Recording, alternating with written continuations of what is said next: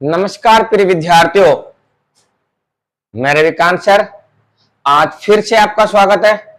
आज हम संधि टॉपिक में स्वर संधि का तीसरा भाग पढ़ेंगे, गुण स्वर संधि। हमने दो संधि पढ़ ली है। एक तो हमने पढ़ी है दीर्घ संधि और दूसरी हमने पढ़ी है कौन संधि पढ़ी है, यण संधि।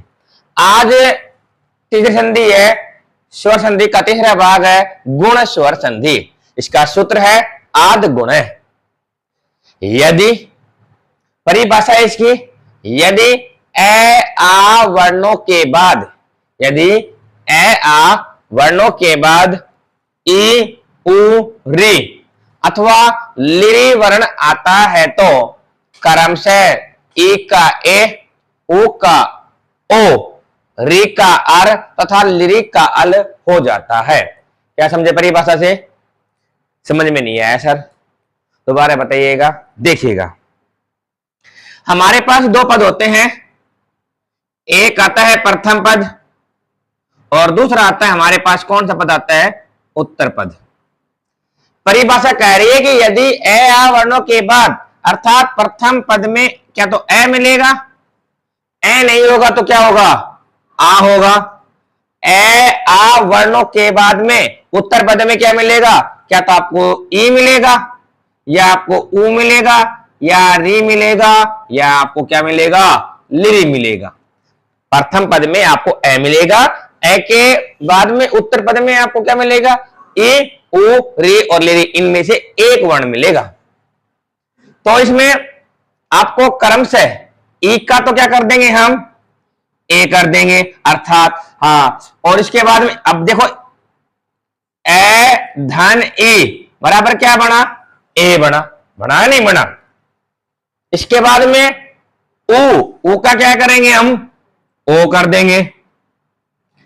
इसके बाद में री का क्या करेंगे, आर कर देंगे और आर है ना, और तथा लिरी का क्या करेंगे हम, अल करेंगे। ये हमारी परिभाषा के अकॉर्डिंग थे।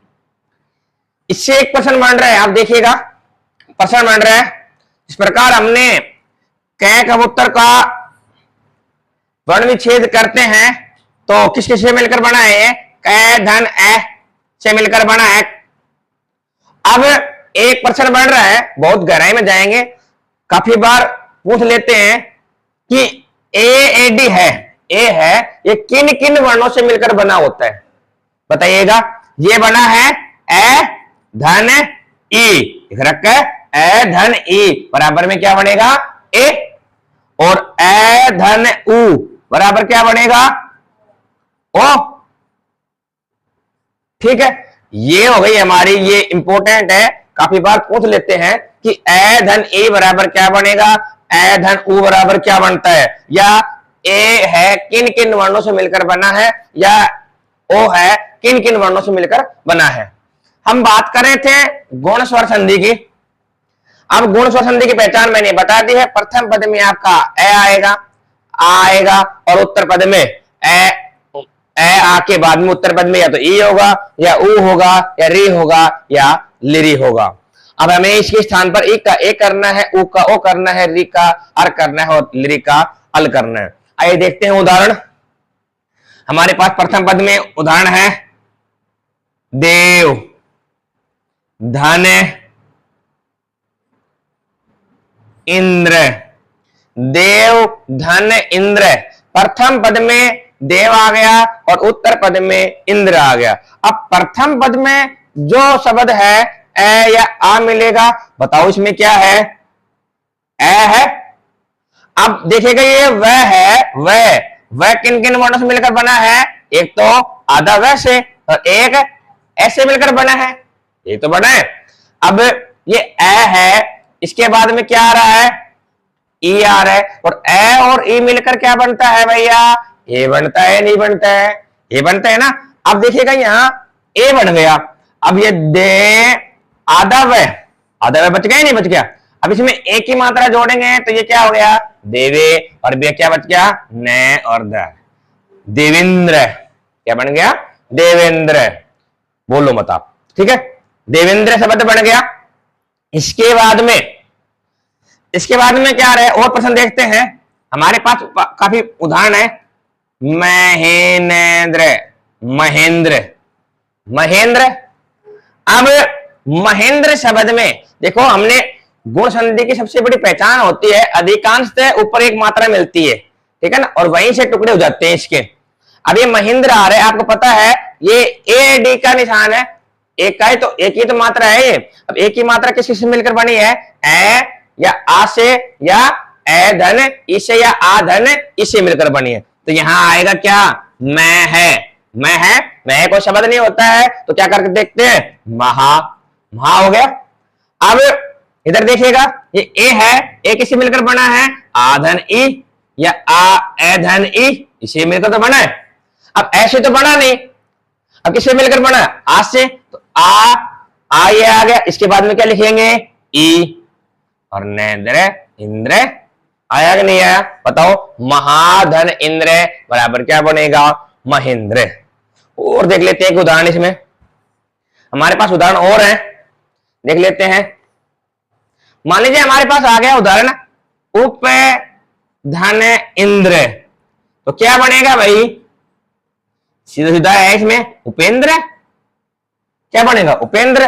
गज धन इंद्र, गजेंद्र, ये बनेगा ना।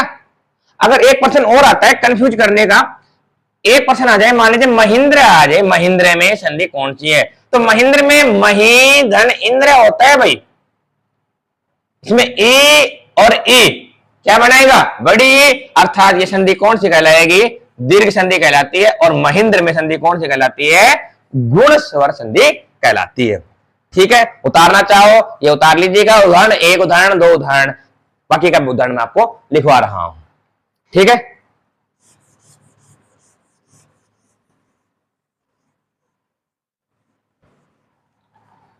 देखिएगा, अब आप खुद कीजिएगा। पहला उदाहरण है न धन इति, दूसरा हमारे पास है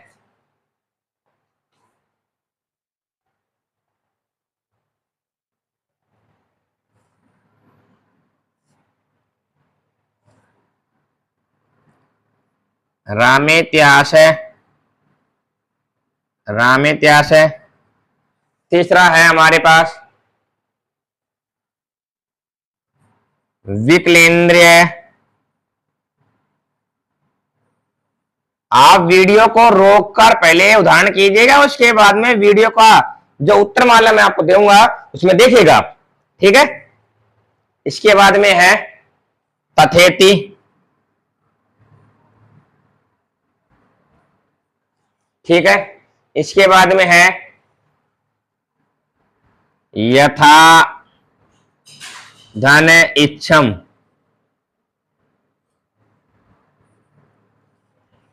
ठीक है, इसके बाद में है भैया गणेश है,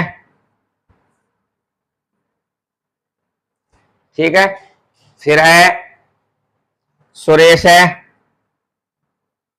सुर धन ईश है। बहुत उदाहरण है हमारे पास।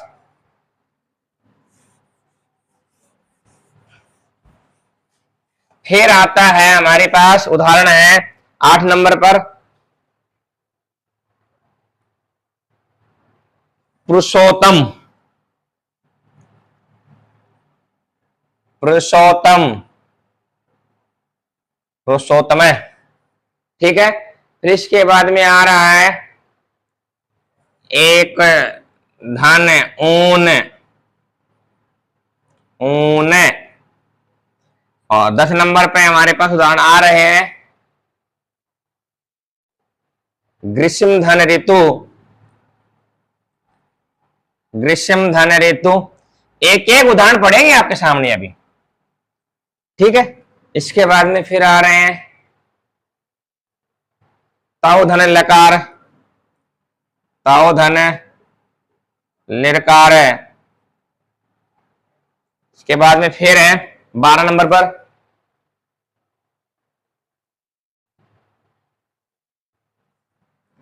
महर्षि। हो गए काफी उदाहरण हमारे पास, समझ में आ जाएगा अच्छी तरह से आपको उदाहरणों को देखकर, क्योंकि ज्यादा से ज्यादा उदाहरण करेंगे हम तभी समझ में आएगा। ब्रह्म ऋषि, ब्रह्मा धन ऋषि, 2 उदाहरण और करा रहा हूं, बस ज्यादा नहीं कराऊंगा, 15 करा देता हूं। 14 नंबर का उदाहरण हमारे पास है मम लकार, मम लकार है। और लास्ट है 15 नंबर का, 15 नंबर का उदाहरण हमारे पास है राज ऋषि। अब देखिएगा, सभी बच्चे सामान्य देखेंगे। अब आप इन उदाहरणों को उतारकर, वीडियो को रोककर, और आपको इन उदाहरणों को पहले करना है, इसके बाद में मैं यहां उदाहरण करवा रहा हूं, फिर आपको एक एक उदाहरण देखना है कि हमारा कौन सही आया कौन सा गलत आया। जब तक हम उदाहरण नहीं करेंगे हमें संधि समझ में नहीं आएगी, इसलिए आप एक बार नहीं, 2 बार नहीं, कई बार आप क्या कीजिएगा, अभ्यास कीजिएगा। आइए देखते हैं। न धन इति, सामने देखो बेटा, न धन इति, यहां पर ए है, यहां ई है, ए और ई बराबर क्या बनते हैं, ए बनते हैं, तो ए की मात्रा मैंने लगा दी नेति, ठीक है।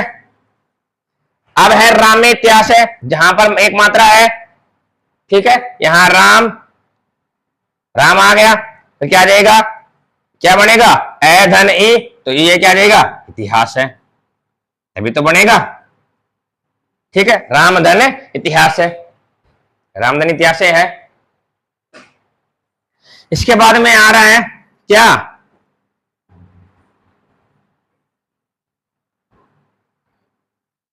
विकल, विकल धन इंद्रिय।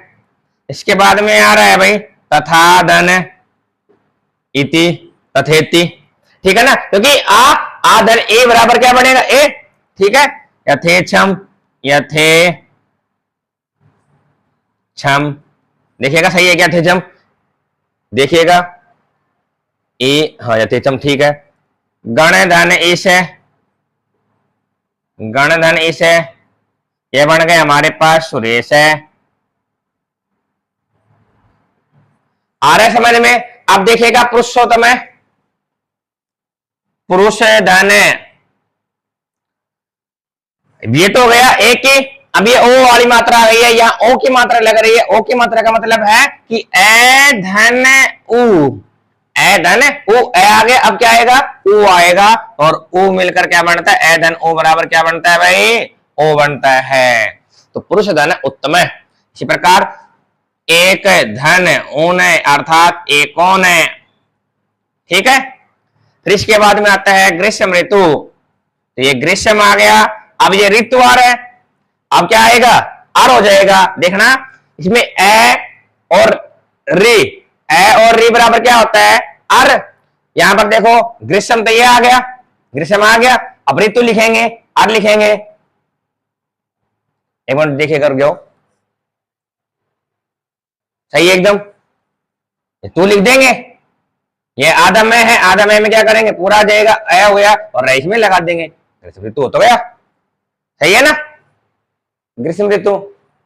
अब इसके बाद में देखो लिरिकार है, वह में ए है, ए धन लिरी बराबर क्या होता है, अल होता है। अब यहां पर ए कर दिया और यहां ए कर दिया, तो क्या बनेगा, अल बनेगा, नहीं बनेगा बताओ। अब अल हो गया तो ये तो हो गया तव, वह कैसे करेंगे, आधा बचेगा, इसमें से हटाएंगे तो आधा बचेगा, ये मैंने आधा वह कर दिया। अब आधा वह कर दिया तो क्या करना है हमें, ए जोड़ना है इसमें, ये क्या हो गया, पूरा वह हो गया, हो गया नहीं हो गया। अब आधा ले, आधा ले और कार है, तव लकार है। समझ में नहीं आया, आ गया होगा, देखिएगा दोबारा देखिएगा।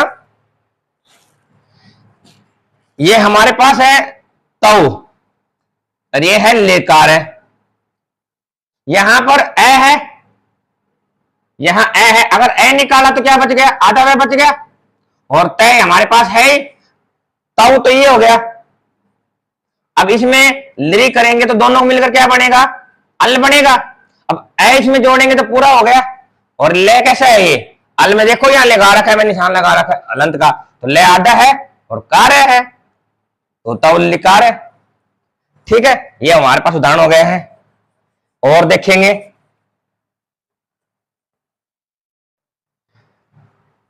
महर्षि तो महाधन ऋषि, बहुत इंपॉर्टेंट है ये तो, ठीक है। और ये आएगा क्या, ब्रह्मा ऋषि, ब्रह्मा ऋषि, ठीक है। मम धन क्या, लिरिकार है, मम धन लिरिकार है। और राजधन ऋषि, बताओ, इतने बढ़िया बढ़िया उदाहरण लिखवा दिए। एग्जाम में इनमें से ही आते हैं, घूम फिर कर वही छठी क्लास में, वही सातवीं क्लास में, वही आठवीं में, वही 9 में, ऐसे ही आते हैं। इसमें ये 9 में ये दे दिया, 8वीं में ये दे दिया, ऐसे घूम फिर कर आते हैं, ठीक है। उदाहरणों को सारे को देखना है। और अब फिर भी आपको कोई दिक्कत है तो गुण संधि को एक बार फिर देख लीजिएगा, वीडियो में देख लीजिएगा।